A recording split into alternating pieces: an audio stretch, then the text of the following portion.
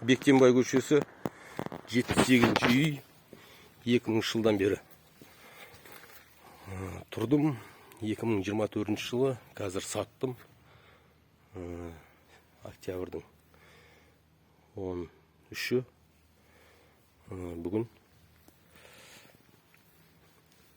осы сатып алған жігітке кілтін тапсырайын деп жатырмын. Бұл жерде менің 25 жастан 50 жасқа дейінгі уақытым өтті. Осы жерден 5 қызым өмірге келді. Мынау цех.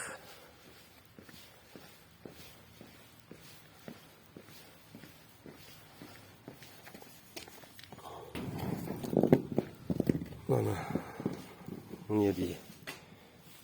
Жаңа машина жасайтын яма бар.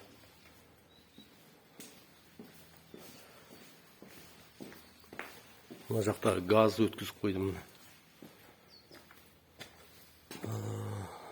Мына жақта баня.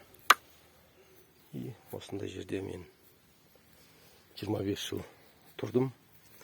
Бұл өзі құтты үй. Осындай құрметті менің Алматыдағы бірінші үйім, сатып жатырмын. Мияқтан навес 12 сотый жер. Үй 12-де 8 болған.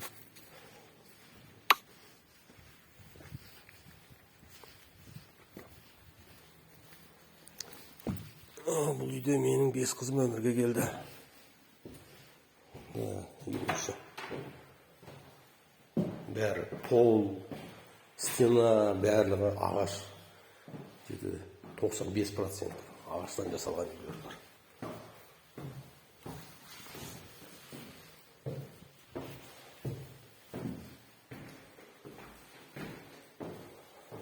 Ана жақта 2 комната бар, жаңа арт жағында үйдің артындағы, оны көрсеткен жоқ. Тоже самый осындай комната бар. Ал, жақсы, менің құтты үйім. Жақсы, сау болыңдар.